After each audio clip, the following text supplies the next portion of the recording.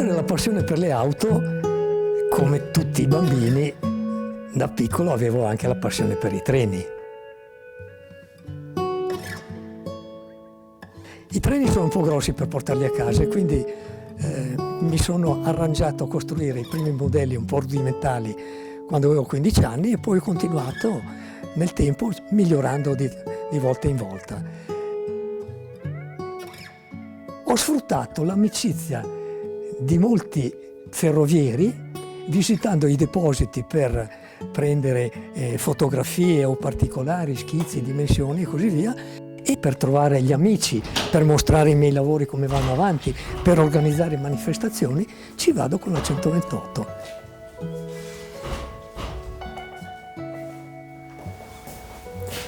Apro la porta, salgo, giro la chiave e parte.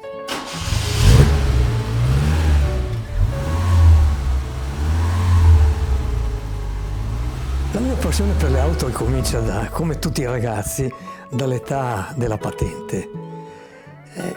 Tenete conto che io avevo l'età della patente nel 1954. Non c'erano le auto d'epoca come adesso. E ho sempre comprato delle macchine usate che ho tenuto per parecchio tempo. Alcune di queste sono diventate d'epoca da sole, ma quando io l'ho presa erano 4 soldi.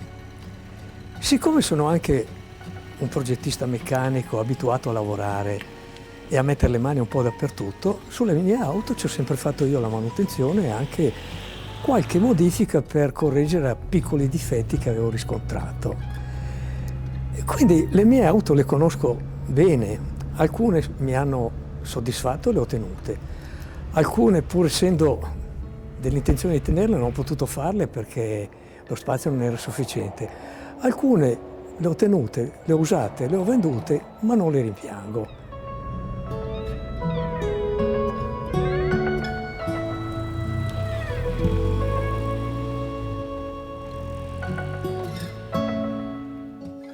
Tra le auto che ho tenuto vi è la 128 Rally. È la più modesta tra tutte quelle che ho, però è anche quella che uso normalmente e che riscuote moltissima simpatia quando sono in giro, proprio perché è alla portata di molte persone, perché molte persone di mezza età l'hanno avuta e quindi è un ricordo. È una macchina semplice, onesta, di pochissimo costo di manutenzione. E quelle poche volte che ho avuto dei problemi, una buona metà li ho scovati portando la macchina un po' fuori dai normali canoni di utilizzo, cioè stressandola, per esempio, su strade sterrate.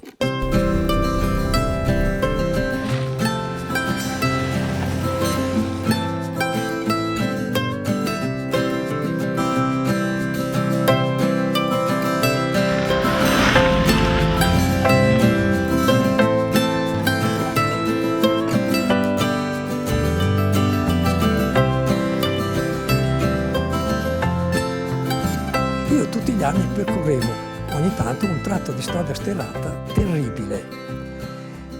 Non lo faccio a 20 km all'ora perché se vai un po' di più è impressionante. No, lo faccio a 60, 70, 80. La macchina vola sopra le irregolarità della strada e pare che la strada non abbia più le gobbe che aveva prima, ma in effetti le sospensioni e il telaio sono estremamente sollecitati. Dopo uno di questi viaggi esco dalla strada sterrata e riprendo l'asfaltata. E il volante, invece che star dritto, stava tutto girato. Alla prima frenata poi ho sentito che una ruota toccava nel parafango e sono andato via tranquillo e quando sono arrivato a casa ho cercato di capire cos'era il problema. Si era strappata la giunzione tra il lungherone sinistro e la traversa anteriore e la ruota di sinistra, anteriore sinistra, tendeva appena toccava i freni a stare verso il dietro. Era un punto critico perché in quel punto per tanto tempo c'era stata una piccola perdita da radiatore che si era infiltrata negli scatolati e progressivamente aveva fatto marcire quel punto. Ecco, questo problema è venuto fuori perché l'ho voluto cercare io. Da solo probabilmente sarebbe venuto fuori una situazione poco piacevole, magari in mezzo al traffico, magari in autostrada, magari a alta velocità. Ecco, qualcuno come me cerca di anticipare queste brutte sorprese mettendo la macchina sotto stress per far uscire quei problemi che sono lì che covano.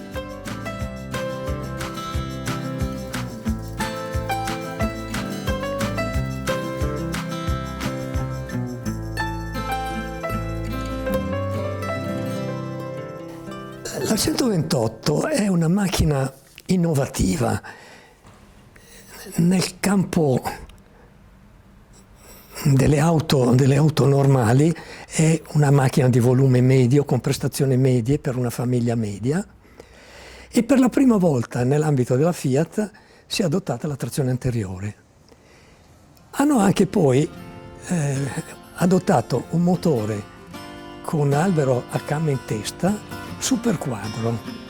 Se non ricordo male, ho acquistato questa 128 circa 25 anni fa, e prima avevamo già una 128 quattro porte, però sull'insistenza di mio figlio, di uno dei miei figli, abbiamo cercato e acquistato questa rally e venduta l'altra. Era in discrete condizioni, però funzionava tutto bene. 4 soldi, la portammo a casa. Furono necessari piccolissimi lavori proprio di tipo meccanico e una riverniciata. Cioè, tenete presente che aveva già 20 anni compiuti. Da quando l'ho comprata, in 25 anni, ho fatto circa 200.000 chilometri. Non ho mai avuto problemi, diciamo, seri, se non la normale manutenzione. Gli interni sono tutti quelli originali, la meccanica è tutta quella originale, le normali sostituzioni, freni, gomme, olio. Oggi, a distanza di tanti anni, è una macchina simpatica perché è un po' più sportiveggiante della normale berlina. Sono bastati poi qualche cavallo in più, invece che 1100, 1300, e una differenza di presentazione del frontale e del posteriore. Sul frontale c'è un paraurti diviso in due con i fari supplementari applicati proprio al paraurti, che danno un po' l'idea delle macchine da rally, e infatti l'hanno battezzata rally. Dietro ai fanali tondi invece che i normali quadri, che ricordano un po' quelli di certe macchine sportive importanti come la Ferrari. Ecco, quindi con pochi soldi oggi un appassionato può comprare questa macchinetta che sicuramente gli darà delle soddisfazioni a un prezzo bassissimo sia di acquisto che di manutenzione. La 128 è una macchina che potete usare quando volete, tutti i giorni, senza nessun preavviso. Può essere lì ferma da 2 o 3 mesi, controllate che le gomme che non siano sgonfie, ma potete partire e andare. Quindi io negli anni ho preferito tenerla e la uso correntemente per i normali giretti, non faccio viaggi lunghi. Però quando devo andare a fare la spesa prendo 128. Se devo andare a trovare qualche amico o parente nel raggio di una 50 chilometri, prendo la 128. Se devo andare a fare operazioni di trasporto merci, per esempio buttare in discarica i rottami che ho in giro per casa, uso la 128. E quando mi muovo, quasi tutte le volte che mi fermo, c'è qualche persona che la guarda e mi fa sempre i complimenti. Oppure quando incrocio qualche altra macchina, anche se non la conosco, mi fanno così.